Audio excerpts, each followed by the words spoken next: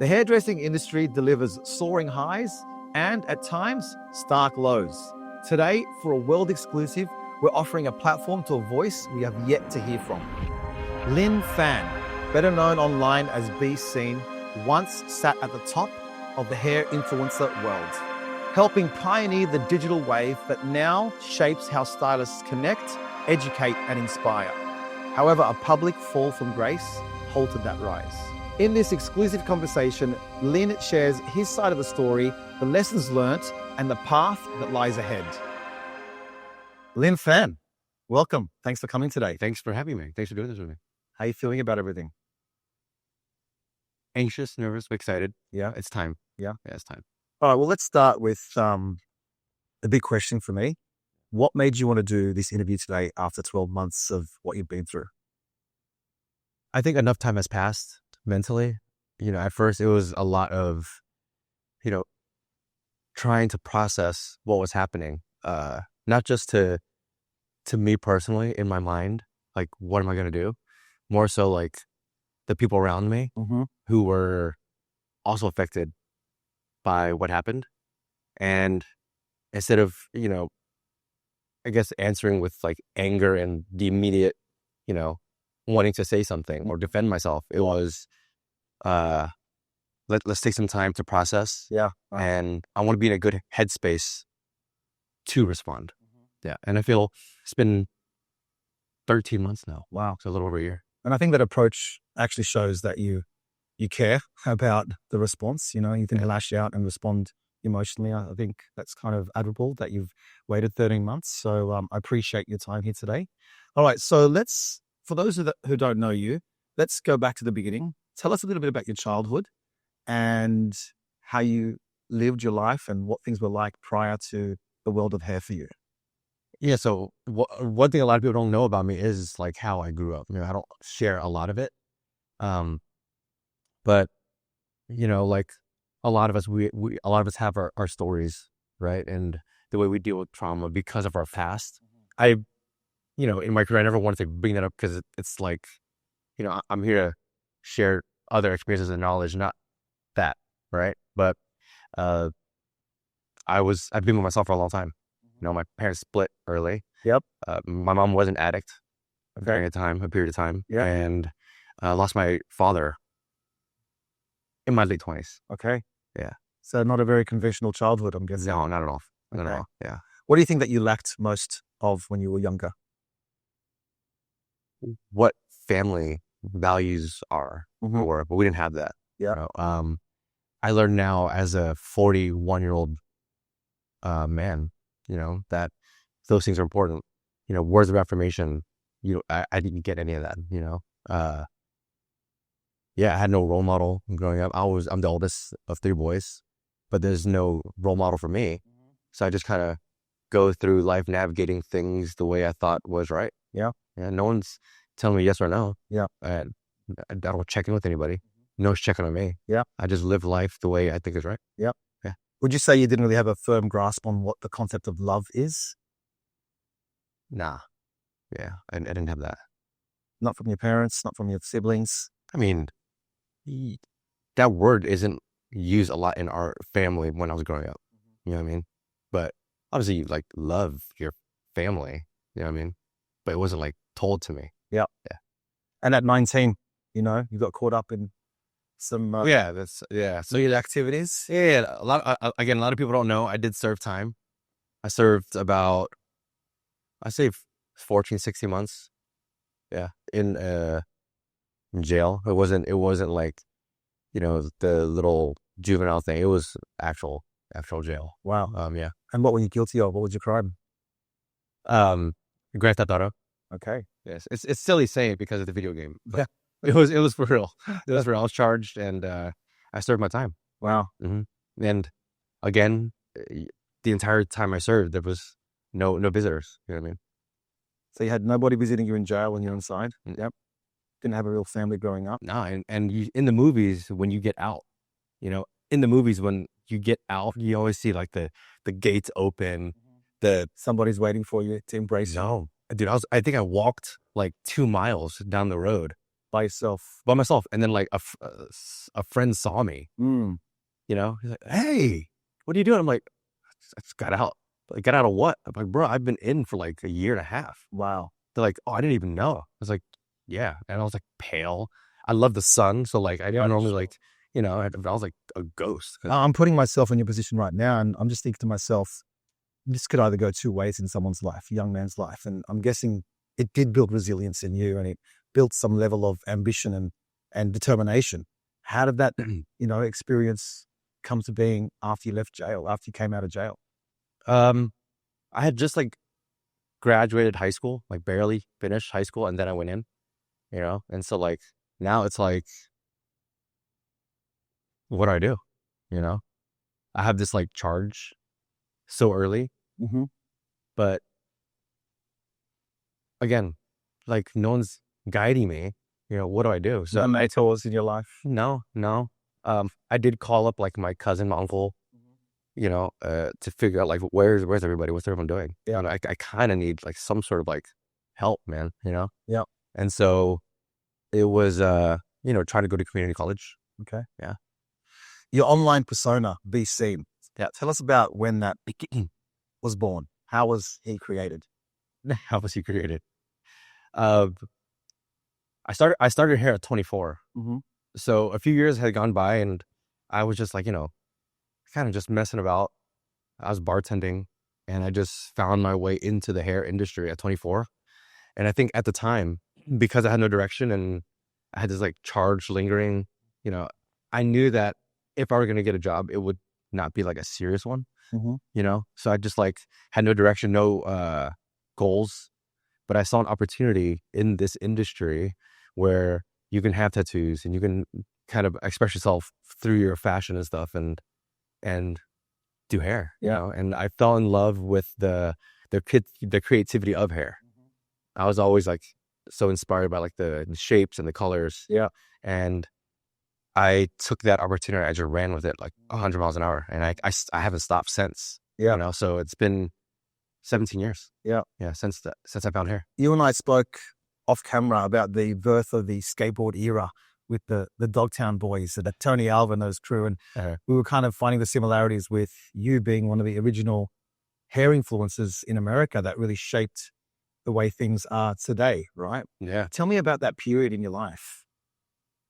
Yeah. I mean, Instagram came out and everyone was trying to figure out this new app, how to use the app, first of all. Yeah. But then, watching I would consider him the first influencer in the hair world was Guy Tang.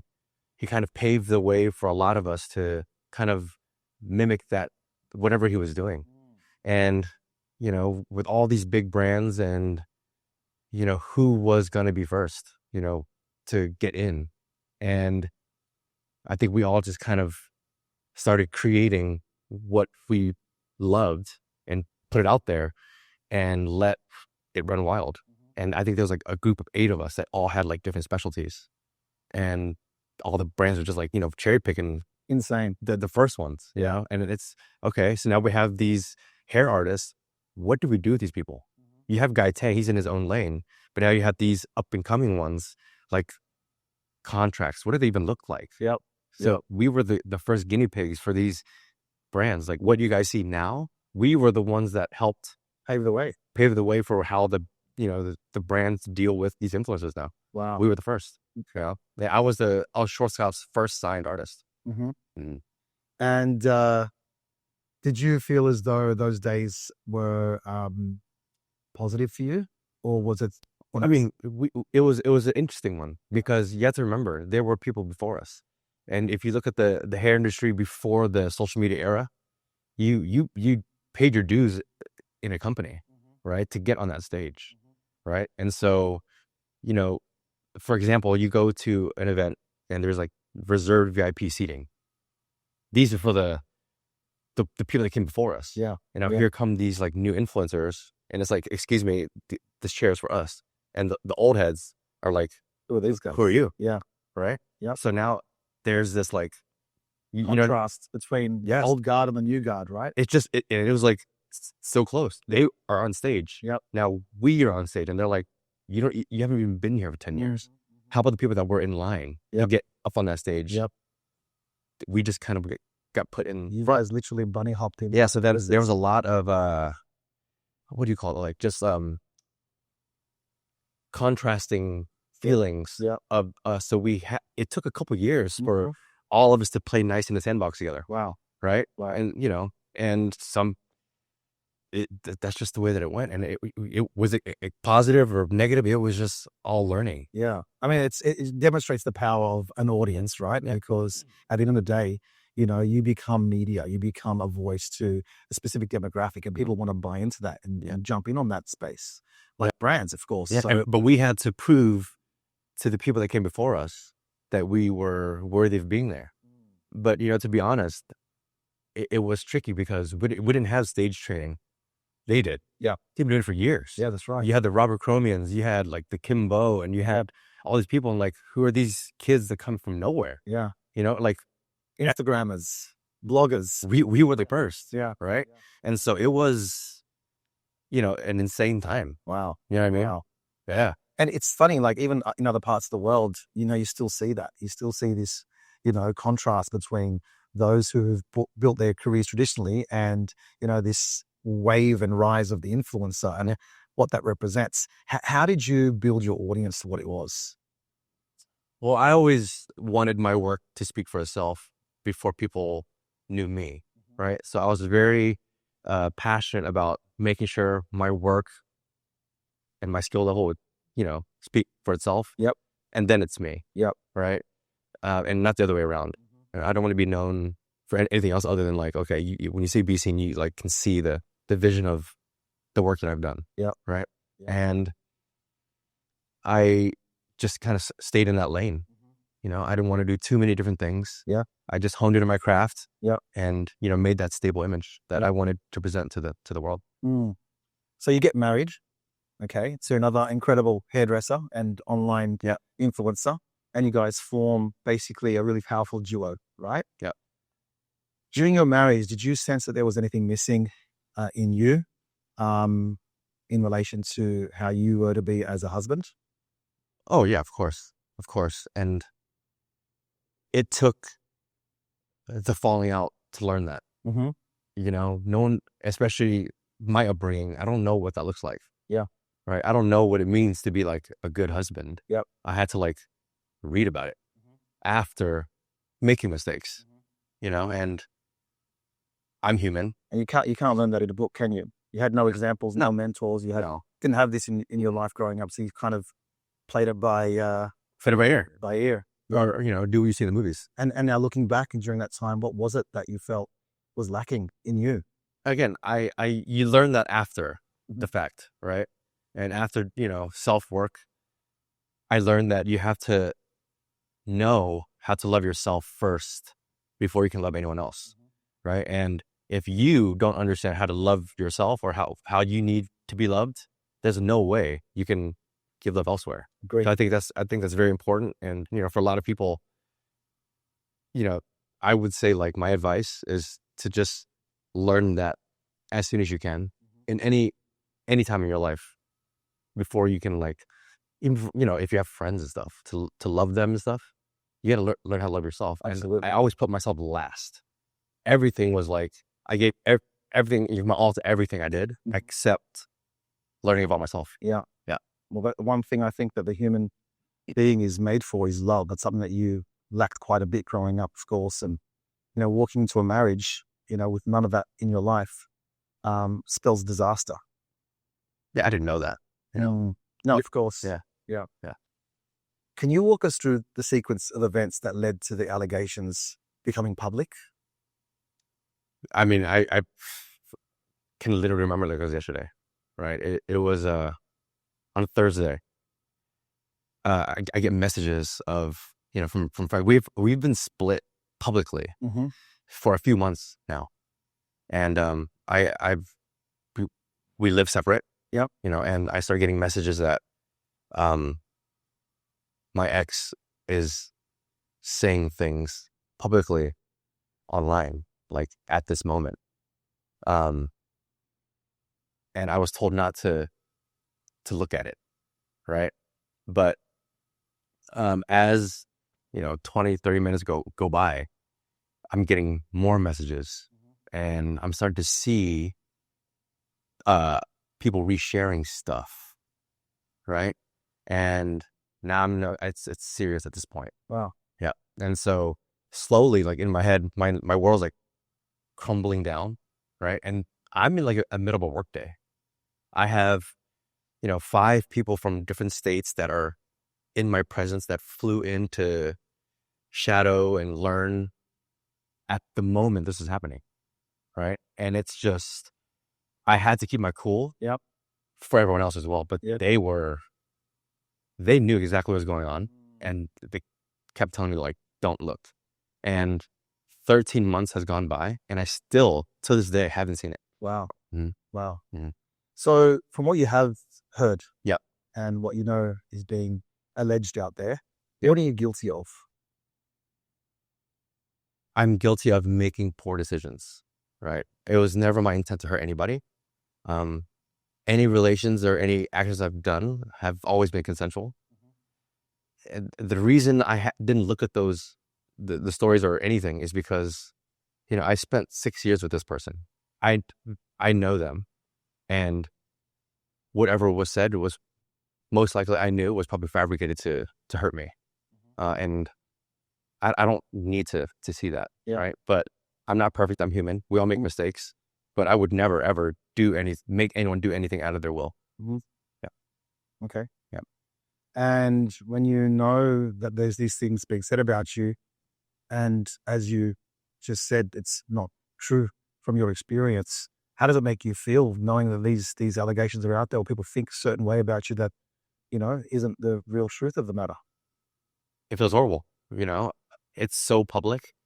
My private life was put out to harm me, right? And that's why I haven't said anything, because at that moment you want to lash out and like defend yourself, but I knew that was a wrong decision to make, so I just kept quiet.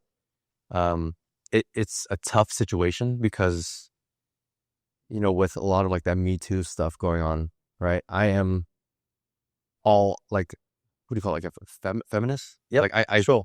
yeah, Yeah. I work in an 80% female dominated industry, Correct. right? And I service women. Mm-hmm. All that stuff was made to ruin my career. Yeah. During this period, how did it affect your mental health? And were there any thoughts of self-harm in any Oh, of period? course. Many, many dark days. I mean, that happened on Thursday. I lost my entire career in 36 hours. And what do you mean by that? Well, at this time, I had no longer taking clients. 100% of my income was based on, brand endorsements and brand deals, right? And because I myself, I was learning how to play this game so I can back away from the chair. So I can teach others how to do the same, right? And so when this happened so publicly, every single brand deal, 100% of my income was completely wiped out. Yeah, in a blink of an eye. Yeah. And so it was scary. I don't know if I can move forward. Mm-hmm. Right? People calling me, checking up, make sure I didn't, jump out of my window, right? And I had, just a few people around me that would check on me, weeks and days and months after, to make sure that I was good. Yeah. And there were times when I was like, be in the house for like 3-4 days straight, just in the dark. Wow. Just trying to like figure out like, okay, like what am I gonna do? Yeah. You know what I mean? Yeah. And I'm guessing that sense of helplessness and hopelessness in relation to what's being said publicly about you, and you having to deal with it internally, would have been a massive struggle. yeah, it was hard. It was hard not to lash out and say stuff, but to accept it, accept what was happening. Yeah. And instead of crying for help and all that stuff, I just had to like solve this problem, the best way I knew how. Yeah. Yeah. Which was head down, stay quiet, let life run its course. And like, what do we do? And what are the things that you've done to maybe focus on the things that you need to work on? Yep. That brought you to this space? Well, a lot of self-work, seeing a therapist. Again, like I said earlier, like learning how to how to love yourself and how you receive love first, and reflect on the mistakes that I've made. Yeah. Okay. Now, people, looked at you as somebody who reached such a pinnacle in the hair career, and I'm sure they looked at you as somebody who was generating a lot of revenue and a big income. Okay. Yeah. What happened to all the money? What happened to all the, Yeah. the cash you made in those years? I think what's interesting is they have a perception of me that's not true, right? I've heard that, there's like millions that are being made by me, or I'm like, that's my work. No, it's not true. Like, I'm a working hairstylist, that is just trying to learn how to play this game of life and brand deals. Yeah. And anything that my business needed, all that money went right back into it. Yeah. So I can continue to learn and evolve. Yeah. So there's no millions stashed away somewhere. I'm just a normal guy. But that's what happens when you get famed, right? Yeah. But people just see you as a figure, as a personality, not as a real person. I'm a real, yeah. And they just get label you. Yep. Disconnect themselves from you. Exactly. But that's not what I wanted. I never wanted to be like far out of reach of that. Yeah. I am a hairdresser. Yes. And the way that I moved through my career, I always have people that I try to pull up with me, so I can help. Yep. So you weren't sitting on millions of dollars. No. You had your income, you had your revenue, you had your expenses. Yes. It all turned off literally overnight, gone. Okay. Yeah. So you're now stuck with no job, no prospects, no career, no respect from the industry. You've lost brand deals. You've been disgraced by the whole community. Yep. What'd you do for work? What happened? Where what was the next thing for you? Like, luckily I had a couple last payments come in, and some of the brands did honor what they owed you. Yeah, for the last, the prior month. And I took that and I moved away from LA. Again, when this happened, it didn't just affect me. My new assistant moved to LA for this new beginning for her as well. Yeah. That was completely gone. Yeah. Right. And so I packed up and I just moved completely away from LA. And I had to start over. Went to Jacksonville, Florida. Yeah. And I just wanted, a fresh start. Okay. Yeah. I looked at it as an opportunity to start over. And I think that me being so optimistic was a blessing as well. Yeah. Like, when shit was bad, I took it as maybe this is life telling me, hey, time for change. Time for a change. Not just personally, maybe professionally. A lot of us get stuck in a career or an industry that you are no longer inspired by. And you wish that you can, I just want to do something else. We have different passions. And, sometimes you get stuck in a lifestyle that you just want to change. But you've made a life out of this career. And you can't change it. And then you have to start over. Correct. Yeah. And I've met so many people. You feel stuck. And I met so many people that are like, I just wish I could do something else. I'm like, I'm sick of this. Yeah. But you just can't. Yeah. You're almost forced into that position. I had the opportunity to, what, maybe this is life saying, maybe this wasn't meant for you. And my other passion was cooking. I love to cook. Yep. And so I'm in Jacksonville, Florida, in a 1-bedroom apartment. Luckily, I had enough saved to, security deposit, all that stuff. Yeah. And I got a small 1-bedroom apartment in Jacksonville, Florida. And I started applying for cooking positions. Yep. Yep. And I, Did you get a job in the hospitality industry? I did. And, I don't know if you could show it, here's my, I have a resume, of me applying to be a line cook. Wow. And there's footage of it as well. And in that interview, I remember sitting there in this interview across from a chef who has, I'm sitting in an interview and he's telling me how he's traveled the world and he's cooked all over the world. And I'm sitting there just listening because that was me. You know what I mean? That was me when I would interview somebody. Yeah. Right. Wow. And I remember in that moment how humbling it was because I'm sitting there across from somebody that I used to be, and I'm not telling him where I came from. It must have felt like the Twilight Zone for you, man. yeah, this was just like, a couple weeks ago. This is what I was doing. Crazy. But hearing like he's like telling me like he's traveled the world and he's cooked for all these people, All this game. top of his game, and now he wants to open a restaurant and he just needs, to this like new idea of like a restaurant. New concept. Yeah. And I'm just there and I'm like, hey, look, I'm free, I'm available, whatever you need. He's like, hey, I would love to you'd come in, we're setting up chairs and tables. We're gonna be opening, there's a deadline. Wow. And I went in and I volunteered, to show him that I was serious, that I was a hard worker. And again, the amount of hairdressers that have come and volunteered and helped me, set up a salon, set up chairs. It's the same. And so like I did it, it was almost like, again, ton zone. It's like crazy. But going to the top of the hair industry, or the most sought after hairdresser in America and maybe the world, with the biggest brand deals, to sitting in an interview applying for like a kitchen hand job. And I did the work with pride because I knew that the hairdressers that have done it for me did the same thing. They wanted an opportunity and they worked hard for it.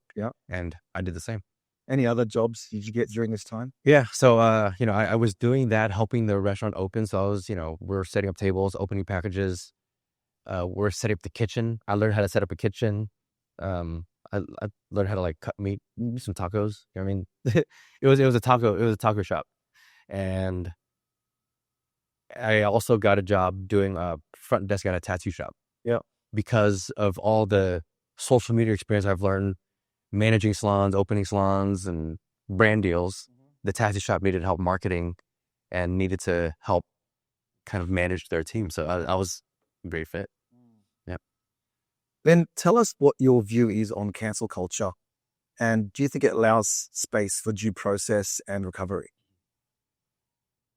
I just want people to know that cancel culture is real, right? I would see it online and you would see all these like influencers and celebrities get canceled. But when it actually happens to you, like at the magnitude that it happened to me, and I'm just a hairdresser, it's real. And, I feel for a lot of people that are afraid of it, are scared of it. And I'm here to tell you that it is a very scary thing.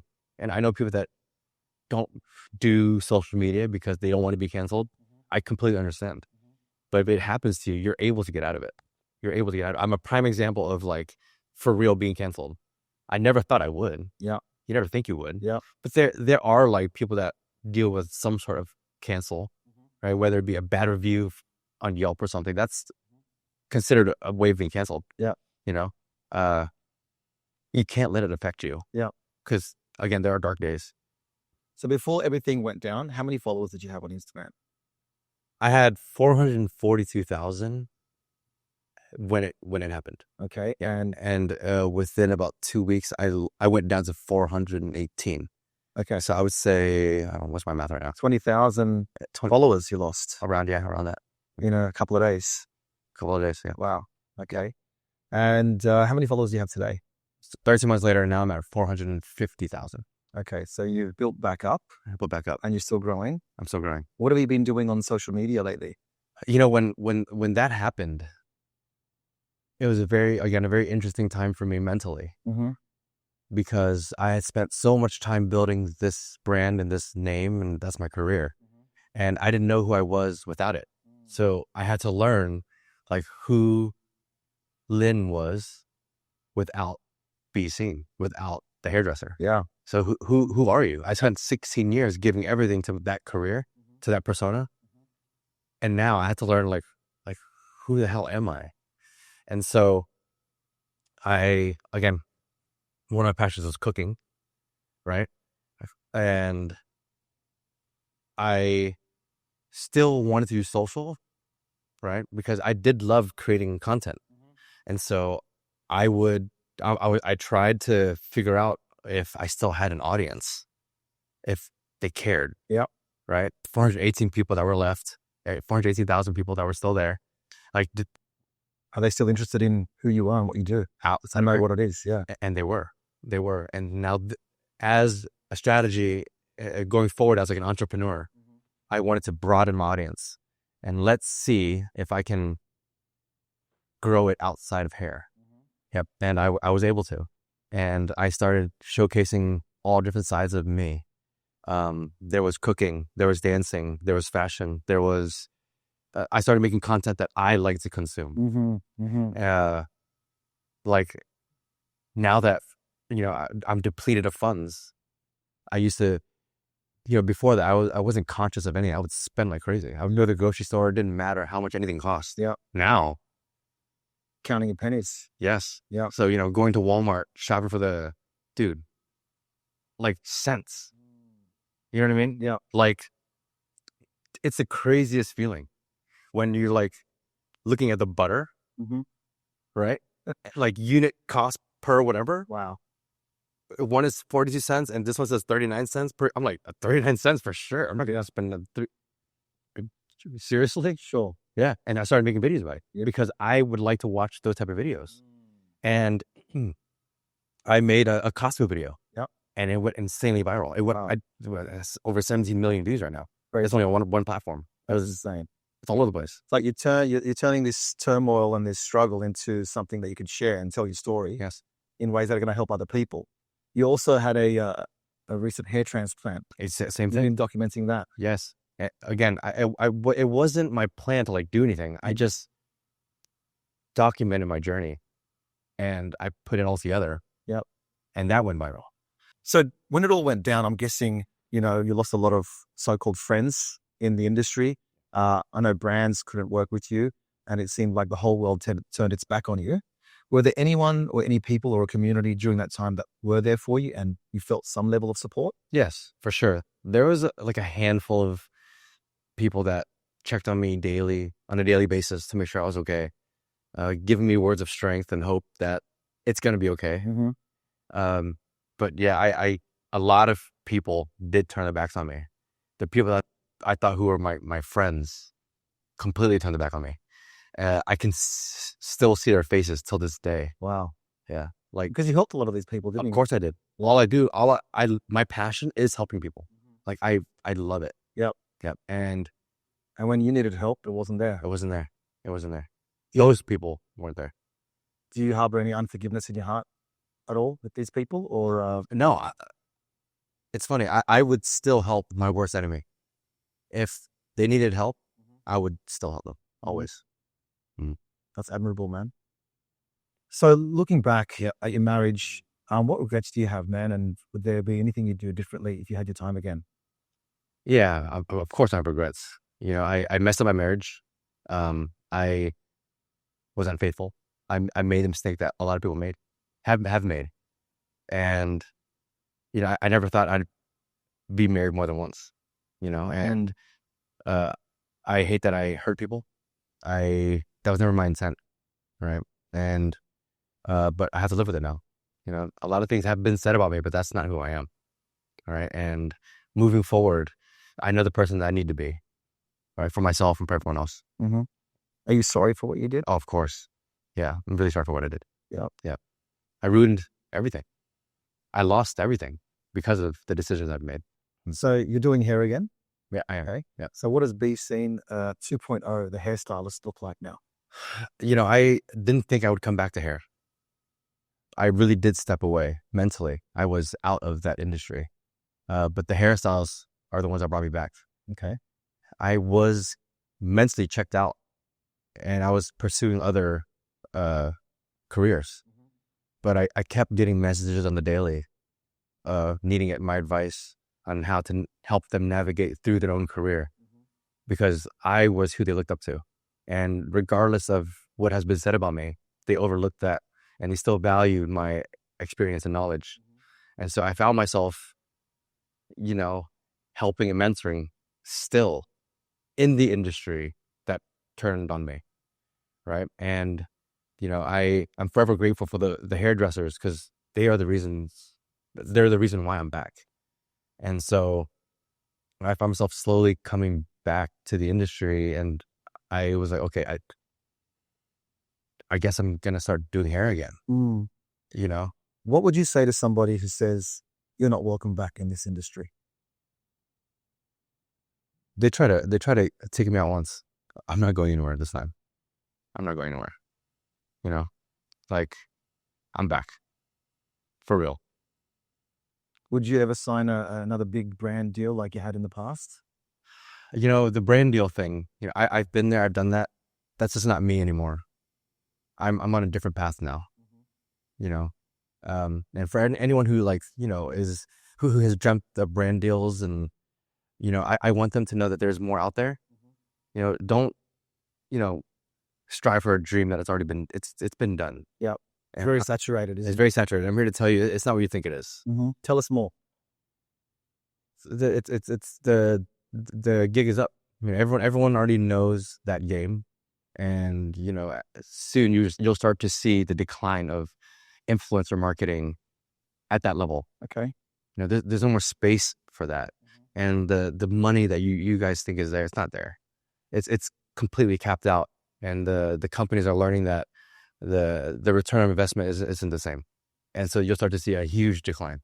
So what's your message to up and coming hairstylists who want to build their profile, build their following, and work on their audience growth? Yep. And knowing that that path has almost been, you know, saturated, like we said, and it's a bit of a thing of the past now. Yeah. What's your advice? What's your message to those hairdressers? My advice to them is to stop chasing the big brands and to focus on your own. I think personal brand is huge right now, and you're starting to see it in not just the hair industry. I feel that we are a little late when it comes to these ideas. It's happening everywhere in fashion, and you see like YouTubers, streamers having, you know, their own chocolate bars, you know, at Walmart and Target, right? It's not about the big brands anymore. You know, Nike, Adidas are having trouble keeping up with, you know, personal brands. So I would say, instead of, you know, trying to please big brands, focus on your own. Yep. Because your brand can be just as big or bigger. And that's where I'm at now. Right. I no longer need to chase the brands anymore. I have my own. Yep. Yep. And after this really dark period in your life for the last 12, 13 months, what advice would you have to somebody who's watching who's potentially going through a dark time similar to yourself? I would say it's crazy that, you know, I never thought that I would ever be in that position. There are so many things that happen to me mentally and personally that I never thought I would deal with. Like, I have this new developed anxiety. I used to hear about this anxiety all the time, and I used to never feel it, and it was hard for me to connect with people that had it because I didn't know what it was. What do you mean anxiety? What does that feel like? Because I don't deal with it. Oh, it's real. I feel it now. You know, walking down the street, you know, who knows who's saying stuff about me, you know, and getting out of the house, like it's hard. And I feel for the people that deal with it, because now I deal with it, right? Anxiety, depression, days where, again, you just don't want to get up because, you know, what is there? Yeah. I mean, I'm a failure. Yep. Right. And I think it's, you know, the mindset. You really have to believe in yourself. No one's coming to save you. No one's going to help you. Only you can help yourself. And so I really had to change my mindset, you know, on the daily, and make sure that, you know, I was mentally checking in on myself, like, hey, look, we can do this. It's going to be hard as hell. Yep. Yeah. I felt like I was sent straight to hell, and I didn't think I would get out of it. But I can't believe I'm sitting here with you 13 months later, because it's been a year. Yeah. And to those listening, all right, think back this past year. You know, what have you done? Could you have done more? Because if I'm able to do this in a year, so can you. Yeah. Now, tell me what your purpose is right now. What's driving you? What's the motivator? I want to inspire people. All right. This goes past just hair. You know, I have experienced so much in the past 13 months in different avenues of my life. And I feel like I can help inspire others in different avenues, in different industries. Dealing with cancel culture, being motivated to do things. I just want people to know that you have so many different ways to make it in this world. And I don't want you to feel stuck, like you're only meant to do one thing. You know, as a human, we have so many things that we're passionate about. Show it, share it. People care, Yeah. you know, and if you want to be happy, you can. I'm sitting here with you even all those things that happened to me, I feel happy, right? I'm happy that I get to continue to do what I'm passionate about. I love doing hair, but I also love to help people. And if my story and my journey can help others get out of dark times, I've done my job. Great answer, man. Well, Lynn, thanks for joining me today. I appreciate your time and your transparency. And I look forward to seeing your journey of growth. And more than anything, I hope that you can reconcile with your daughter and good things come your way from here on in. So thank you so much. That's you. It's been a pleasure. If you found value in today's conversation, share it with someone who needs to hear it. And remember, every storm eventually passes. And with the right mindset, you can come back stronger than ever. Thank you for watching.